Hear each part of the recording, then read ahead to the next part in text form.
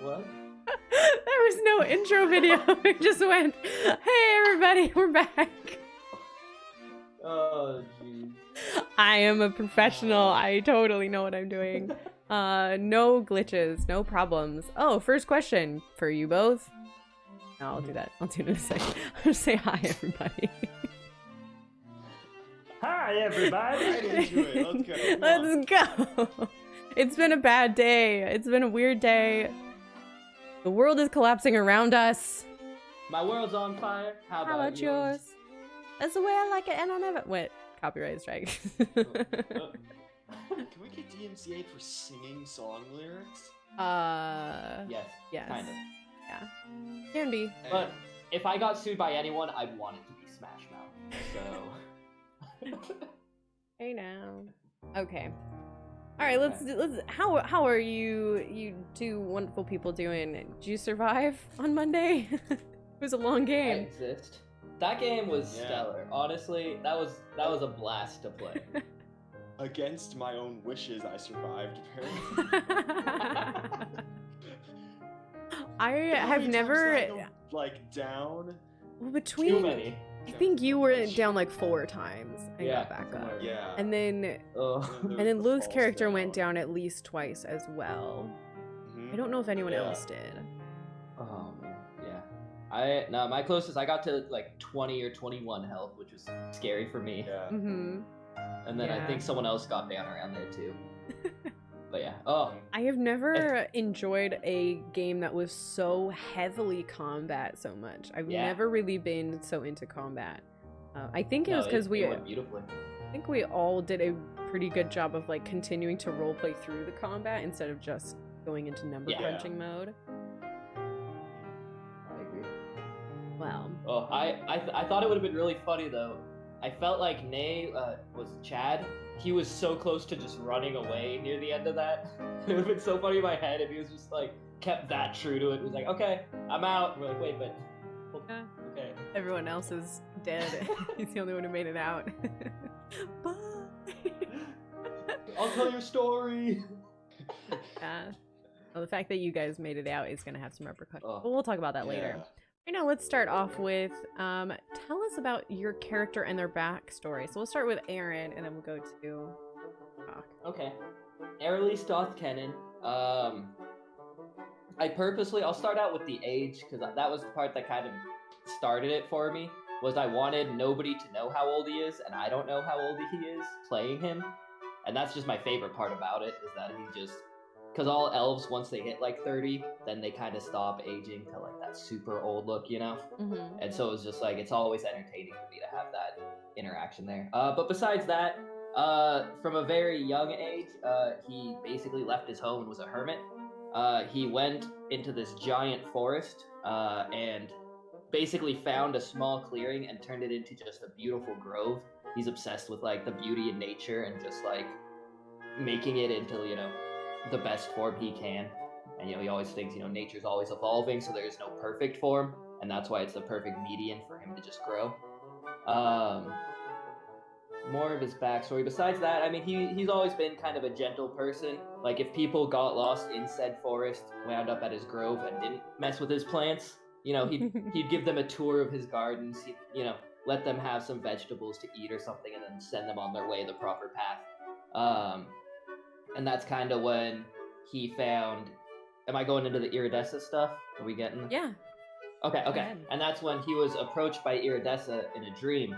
And she basically was like one of the most beautiful things he'd ever seen. And he was just like, wow, that is a god I should follow. If I'm going to have a god, that's the god I want. And then she blessed his grove and then had him go on his way to, you know, spread her word or do whatever her mission was. And that's kind of where we found him, was a few years after that. And what about your Caliban, Chuck? Yeah. Caliban's super last minute, half hour before the one shot started backstory because I went hot purple tiefling in full plate mail and then forgot about it. What else do you need? If you're hot and you've got plate armor and you're a Yeah. tiefling, that makes it even better. Man, that is the whole story. I have a screenshot of I sent my character description to some people on my personal like D&D Discord server, and they called me out on it being another tiefling in purple. I Yeah, love tieflings. If I could be any D&D character, I'd be a tiefling. yeah. For sure. His backstory is that he has no memory of before the Conclave. He at least it could very well have been like wiped by someone. He has no idea. So that's why he was so like that's why he was like a zealot of this conclave and so like devoted and wanted to die alongside his goddess because he didn't know anything outside of the conclave. He didn't know like that was his only purpose. That's interesting. Yeah. And that's kind of cool with what Lydia explained to us about it too. Comes out like later. about like what they do. I'm like, wow. Yeah. So was he like a mollymawk situation or spoilers for the role? Spoilers. Like episode like I guess Episode like 15. Oh, yeah, you know it at this point. Oh man. If you're in this channel, I you imagine know it was this just He like, was seen as an asset and then had his mind wiped by. or he was super boring. He was like a tax preparer's assistant, and like he just had miserable life and did whatever, and then that happened, and now he has a cool life. Now he's a cool paladin with like awesome platinum armor and a cool sword and twos. I would imagine for Caliban specifically, it would probably be more like he saw something that he shouldn't have, and so it got taken care of, and they just like That's took cool. everything away, and like might as well keep him. So he was like willing at first, and then he saw like the truth or something, and then Or maybe he was on a mountain hike and just showed up and was like, Yeah, why is there's a weird just fleshy stumbled place around upon them here? one day. It's this flesh room here. Yeah. Wow, do I love this god and nothing Delicious else? now. So devoted. But he just like was never really questioning he never questioned it. He was like these people. He believed that he had been an empty husk until that point, and like these people like fixed me and gave me purpose. That's why he was so devoted. That's so wholesome and sad. Yeah, and I'm incapable of making a happy character. That'll be the goal for the next one. Everyone will be very, very happy. Next one shot, I'm making that lizard folk like barbarian who's just like a happy-go-lucky lizard folk alligator covered analogy. No, this is the closest I'm coming to like a super happy character is Airleaf right here. And it's more that they're just at peace, like they're at peace. And that's a tranquil nice. pond. Yeah. No other character I've ever made is at peace. They got conflicts up the wazoo. But Yeah, like you've seen my character ideas I presented on like chat on the painting streams So in the Discord. so It's like- intense. It's always like or in my Darth, like, Halloween one crazy shot. Darth Maul, The one dude taking crazy it seriously. Darth Maul looking ass, dude. Oh. torn to pieces as a child by the orphan. God, The orphan maker? Is your character canon? an orphanage caretaker. Oh, okay. It's sorry. like That's very Exandria similar. crossover? What? I just had an idea recently, which I'm not gonna get into because I might use it, but it's just as dark. Have a type. Oh man. Well, you kind of did already answer. I had a question about Caliban was willing to sacrifice himself to allow the rest of the party members to escape from the dragon. Is he typically a selfless person, or was it more of a nihilistic stand of like, we're all gonna die, doesn't really matter?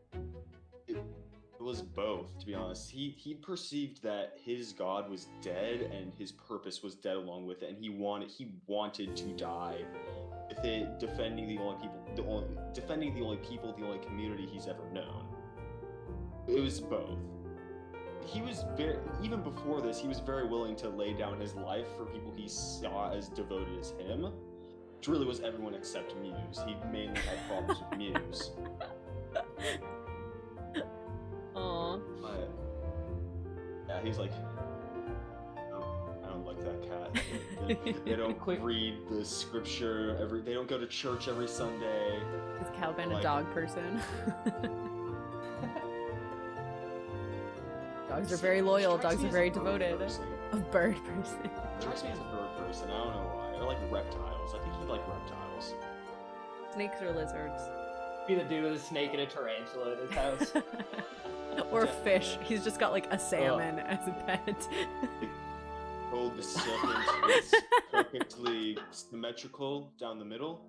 With a salmon, do you have to have like a current pool so that it can pretend it's swimming upstream? A water treadmill. Oh my gosh. This is why.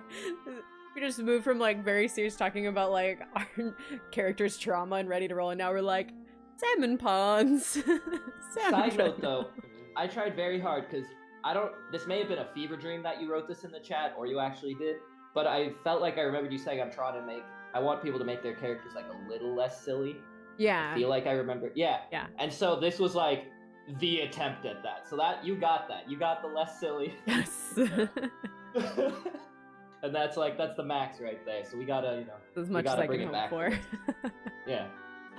I need to do a more distinct. I really need to do a more distinct voice. Like, I feel like every voice I've done outside of the Barbarian was just like, oh, I lower my voice and maybe go British. I need to do something out there next time. That's why you gotta make a bold choice like Slovakian. Just find out how to do it. That's something that I have learned from watching Dimension 20 and Brennan Lee Mulligan, of like, sometimes it's easier to just go for that really far stereotype because you can kind of hide behind this wall of silliness. Mm-hmm. That interview with him and Matt Mercer was really good. I know what you're talking about. That was a solid one. It's great. Just like he just goes so hard, and it is very hard to be serious sometimes and to actually portray real emotions and real worries and stuff, because just that's in way life, harder. Being vulnerable is hard. So sometimes it's easy to just be like, I'm a creepy pirate and I really like to snag women's panties and just like be really awful and really weird. Is that your next character? Yes. Is that the next one shot you're in? Hardcore. It is going to be called the Panty Raid.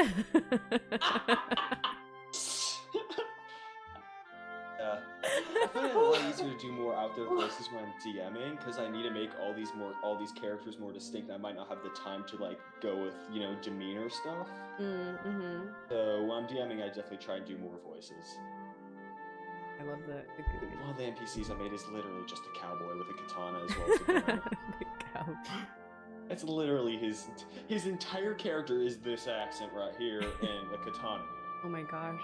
That's his entire character. Sounds like the same thing. Like a katana gun sounds like a synonym to a banana phone. Like those sounds somehow. Like a banana phone. Yeah. One of my favoriteest NPCs that I ever ran was back way a long time ago before we were streaming, and this with the other group. And she was this little gnome woman, and she was very predatory, I guess. She was married gnome, and her whole thing was like, she would try and like bring people in, and then her husband was like the businessman, and he would try and like make business deals or whatever. They both had like these little southern accents, and she would be like, oh honey, you're just like the cutest thing, and you're just so strong, oh my goodness. And it was so fun because it was like probably like 4 sessions into the campaign.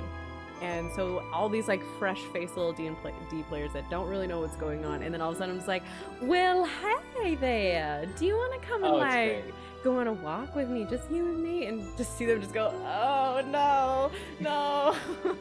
And when the DM perfectly backs one out of left field too, and like you don't see that accent coming, and you're just like, wow. All right, yeah, I'm in. I'm 100% in. Oh, it's so wonderful. That's why Steven the Sunray landed, I think. Oh. That's the only reason.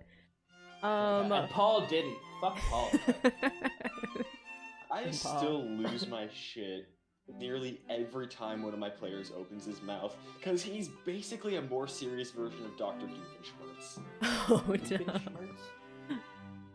The Destructinator! Behold, the starting point pistol is gone. It's his voice. I mean, I gave him the gun in fairness, so that's your own doing. He did make chemical weapons. We need to go back to these questions. We've gone way off track. Sidetracking. All right, Aaron. Aerlis was the first character to perceive the true nature of the Conclave. How did it feel to try and call attention to it and have your party continue fighting the intruders? Well, that's a great question. Personally, I'm glad you asked. Thrilled. You know, I try not to take it too hard. Every person has their shortcomings. Now, our Elise is very much a try to go with the flow, and it was, like, fine that time, and I think there wasn't an issue until the dragon, and, like kind of, like, later, and they saw, like, a Chalk, and, like, a couple other people were still kind of, like, looking at the dragon, and they were like, no, you didn't listen to me about the other thing, that's fine. I get that. One dude left, whatever, it's the heat of the moment, no one saw the weird fleshy tentacles, but this is bad. Nobody do it. So that was kind of the, like, all right, I can't just be cool and collected about it anymore. Yeah, how did that feel to have that one moment, that one decision that was the difference between the TPK and everyone getting out? I couldn't remember if a dragon was counted as a beast or a monster, and those are two different spells. And I was just staring at it, and I'm like, should I Google it? No, I'm not gonna Google it. Is it a beast or a monster? I'm just gonna hope. And then doing the monster, and then you were like, yeah, and I was like, because I held on to it for so long, and it was like the last like high level spell I had. So I had nothing after that. Everything else was used. My backup plans were gone, and it was like, all right, please. Yeah, dominate monster. So beast is the specific subclass of like animals and stuff. Monster is just the catch-all for something. Oh, I thought they were like separate, not. There is a subclass called monstrosities, but I believe. Oh, that might be where I mixed it. Yeah. Dominate So I stressed myself out for nothing, is what you're saying. Yes. Dominate monster works on everything. Oh man, what a good time. But yeah, that was great. The topic of that dominate monster, that both like, I don't know, that was both simultaneously angered because I was like, dang, now I have to think about like how's Caliban gonna deal with this? Caliban didn't want to live past this. Yay. You'd Caliban accepted did it. Not. That's like he was full on, I'm going to try and grab onto this thing and stab it as many times as possible and keep it away from the people I'm trying to help. He did not want to make it out of there. I just made the connection. He's basically Lieutenant Dan from Forrest Gump. Oh, You know, every forefather died in a war. It was his time to die, and we didn't let him die. God damn it! I expose myself. I've never seen Forrest Gump. It's good. It's worth a watch. It's a good time. Obviously. Sure it is. Yeah. All right. Next question. Let's talk about the reveal. How did you feel about possibly being the bad guys? How do you think this affected your characters? You go first. Oh man. Because I feel like I don't know, because when I described the scenario, a lot of people were like, "Oh, we're in a cult," like for sure. It seemed like you guys kind of were aware of that. No, Chalk was fully aware. Chalk knew like weird occult goddess, like isolated. Yeah, this holy crap, we're in a cult. Caliban's reaction, he kind of would have gone like he was just wandering with zero morals after that for a while, because all his morals were based around the teachings of a god that he no longer believes is real. Mm-hmm. Someone in that party had to convince him that Iridessa was never real in the first place. No, but I saw her. He had to No, discover but it at it's the same time. no. It's like your grandparents with technology, and they know they're right, but they're not. You know, like no, she wasn't. Yeah. Someone was tricking you. You're like, no, I saw her. She came to me. Yes, exactly. So to explain to the audience who wasn't in our after game chat, Iridessa was never real. She never existed. She wasn't a minor deity of any sort. She was a figment of irreality created by Iver and others to basically be a way to lure in and trap people in this conclave, to use their life force, their energy, their souls to power different things that they needed to do. So very specifically this ritual of summoning that happened in the game. So everything, she was a very accomplished mind sorceress. That's what she did. It was the something or other brain stuff, Tasha's new sorcerer thing. And so she had access to this spell called like psychic prison or something.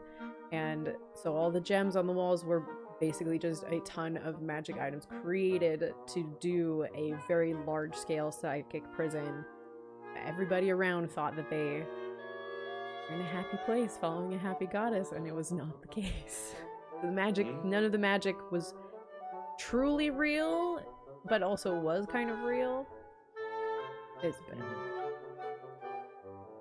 like, I don't know how you run paladins in your games, if their power comes from their oath or their god. I think it's either. You can choose. Yeah, it depends on the situation. Like, yeah. We were very clearly hurting those people, so we had some form of power. Even once the illusions had been broken, right? Yeah. Yeah. There was a sort of echo of Iridessa because the faith of people makes a difference throughout the universe and stuff. It just doesn't have an actual anchor because Iridessa is not a real, has no real physical location of any sort.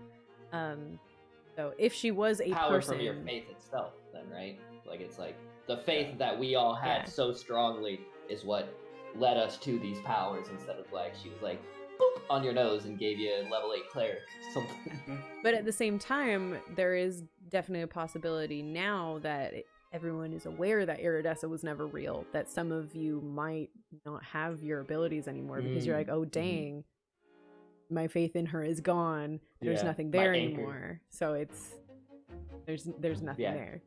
Either way, Caliban was taking barb levels after that. Oh man, it's weird because afterwards I really think Airlise just became more like apathetic. Like they were like, all right, well, I guess I'll just never trust again and go back to my grove, and then they just go back and do their thing. But like, no, nobody ever like. Someone's like, we need your help. The world's gonna die. They're like, good luck. Nope, probably just a demon.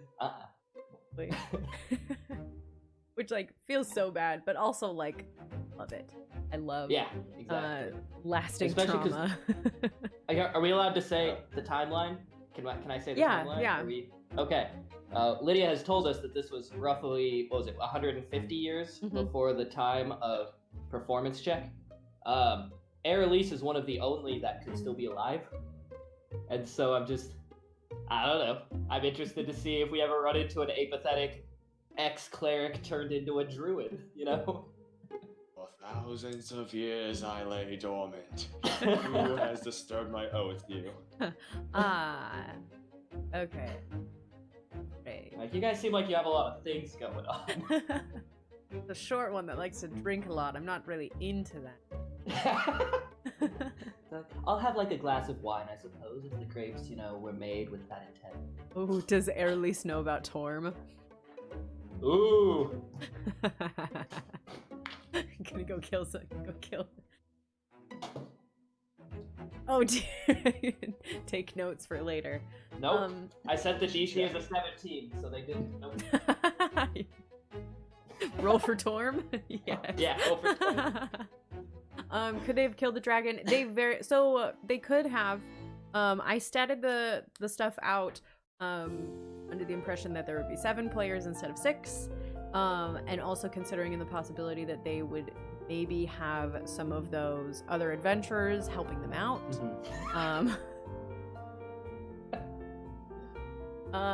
It was possible. I think you had gotten it down to like half health by the time you ran away.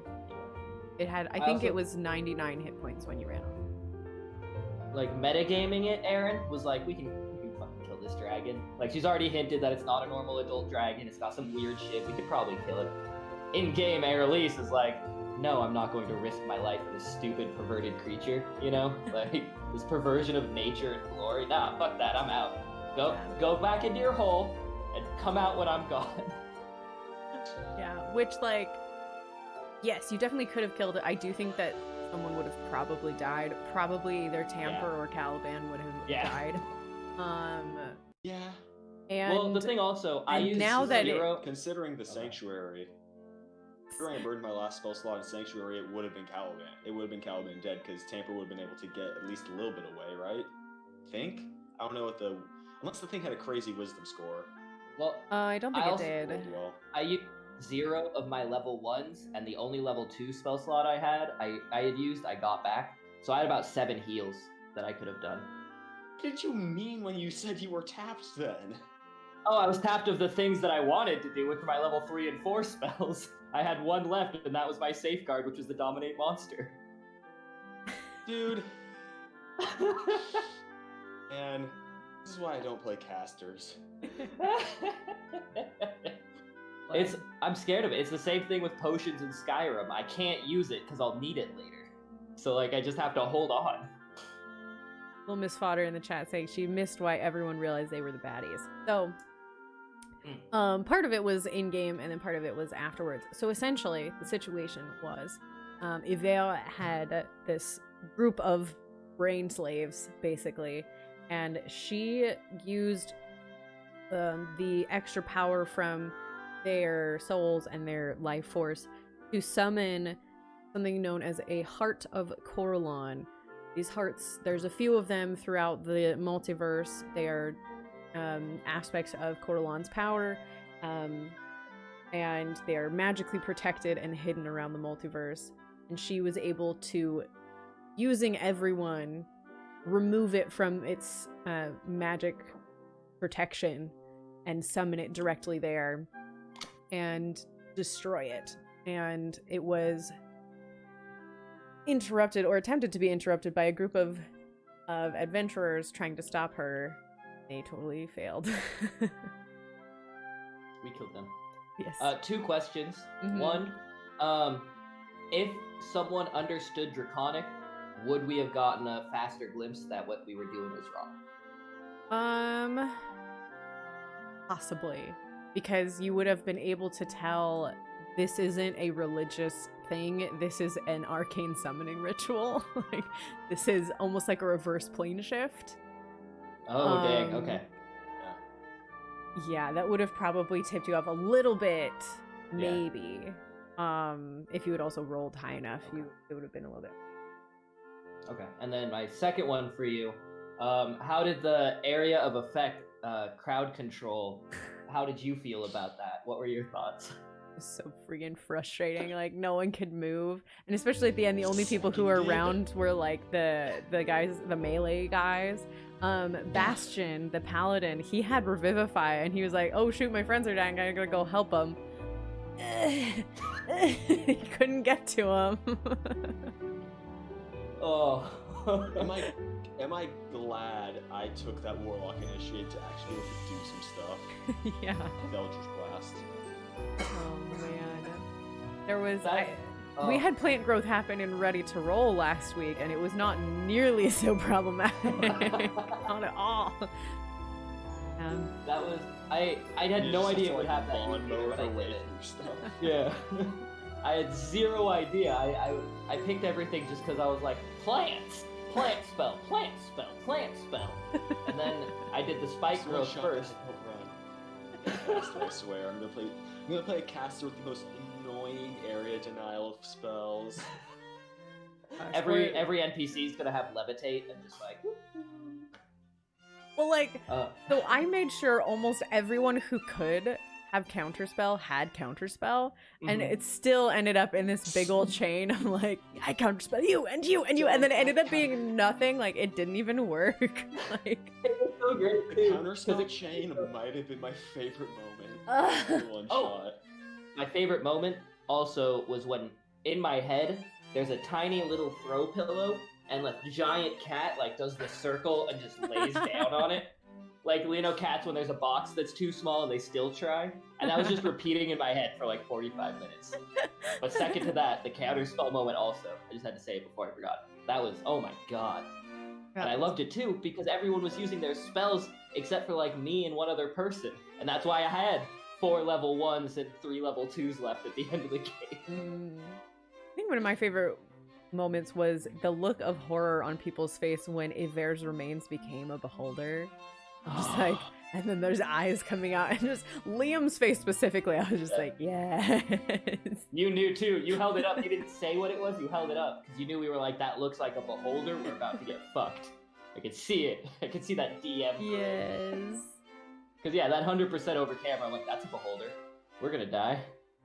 He's still a little fleshy. Maybe he's like a tree. He hasn't gotten his bark yet, but...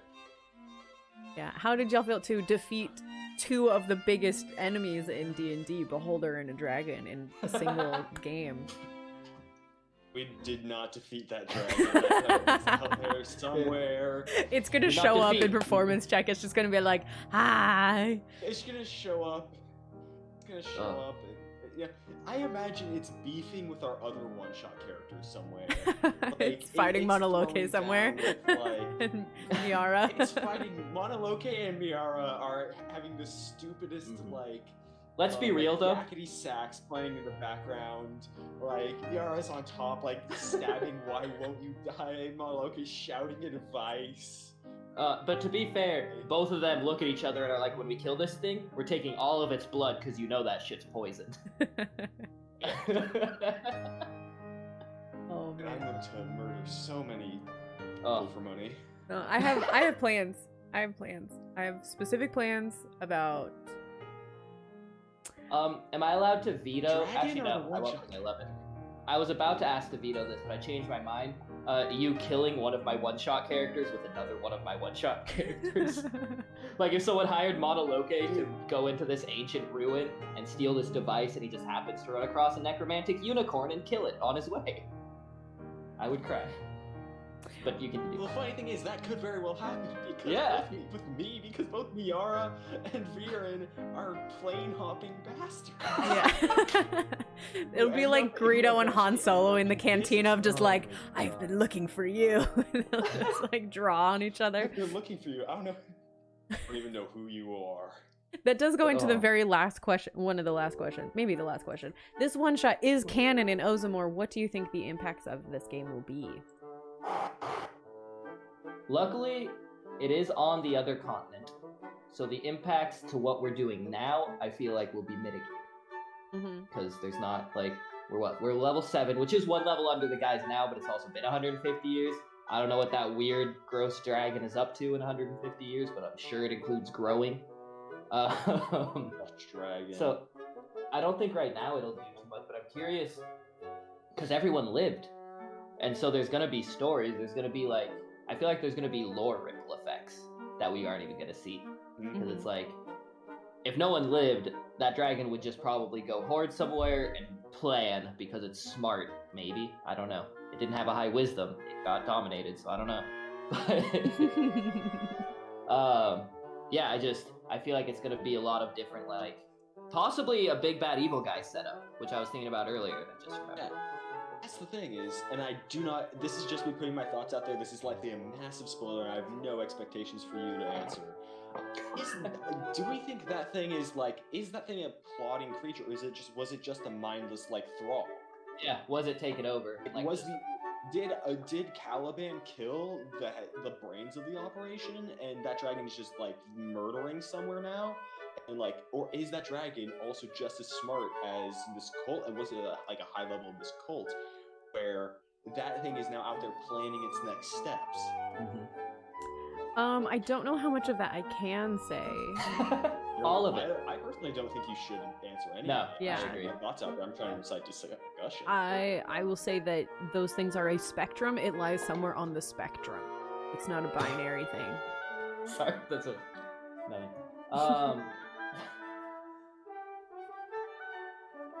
It's interesting because we don't know, you know, and even like metagaming, the players don't know, because that's when you add your own homebrew to the creatures, it takes like everything we know and just chucks it out of there.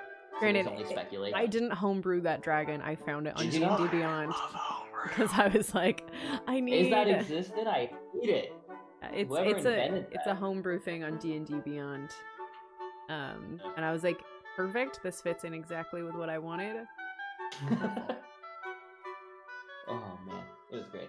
That was great. That was still, in my opinion, that is one of the most fun ones. Good. bad. Like, so this is Go ahead. 150 years before. What stories of like this party? Like, what do they? You think any actions they would take would result in stories being told and spread about them? Because I do think after that traumatic event, they are very tight knit. Like even if Airlease leaves, those are the only people he'll ever talk to again because they're the only ones that can understand. You know. Mhm. Well, in terms of so Sorry. if you remember, Adrian retreated from the world 200 years ago. So this happened post that. So there's not really an opportunity for the stories of this to have gotten to Adrian yet. I will not say anything about how it is spread to the rest of the world because you don't know. There's no way to know until you go. My thoughts are some like level 5 was like chaotic evil wizard was like manipulating a town with his magic, and Caliban stumbled upon that, and now every night they praise the violent savior. Oh, jeez. Because Caliban would not be okay with someone using magic to deceive people anymore. That's like his one moral at this point. Oh. No Wholesome. deceiving. Can Such we a kill? wholesome guy. Yeah. Can we pillage? Yeah. Just don't We just use can't magic to lie. mess with people's minds. Just And no don't lying. Use magic to move people's mind. If you do that, he's gonna beat your head in. And if you want to kill me, just tell me. Don't lie to me about it. You know. I find respect in that. Honesty is the best policy. Honesty is the best policy. If you're going to stab me, do it to my face. Don't stab me behind my back. My best tattoos are on my back. There's one right here that I'm not really proud of. You can stab me there. It's fine. Yeah. Actually, Honestly, if you stab here, it could be a. You know what's really funny? Is I barely heard the backstory for Caliban, but I know what all his tattoos are. Oh. Oh goodness. I know All what right. his tattoos are. Well, I think we should probably start wrapping up. I had planned to do cosplay crafting stuff tonight. I'm not going to do that because today was terrible and I didn't. Instead, Chalk will be. So tune in. Chalk will be doing it.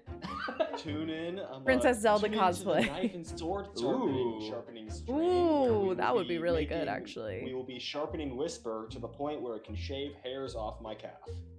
Actually, this is important. I'm very rusty when it comes to sharpening. No pun intended. So, like, yeah, let's tune into this. If only my computer could You handle may begin. streaming. If only. No. I'm going to be Okay. playing Titanfall 2 and trying to forget. If people, so yeah, I'm gonna turn the stream off and all that. If people want to rant and rave about me about the stuff that has been going on in politics today, you can do that. I will be on Discord. I'll probably be playing Dead by Daylight and trying to burn my frustrations off there. Come back on Friday. Friday will be a Dead by Daylight stream. Saturday will be Star Wars Saturday. On Monday, we'll be back with the Bush Gang trying to solve Stor's curse. And then we'll Wait, go. I'm behind. I'm actually also behind. I don't know what that means. What?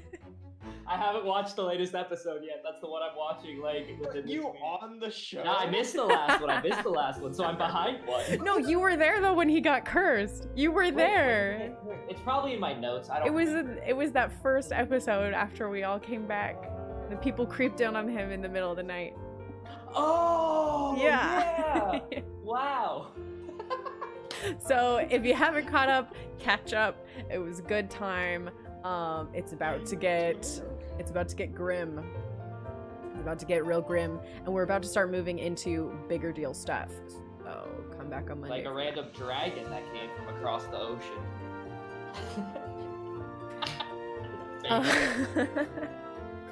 And then for anybody who watches Ready to Roll, that's coming up next week.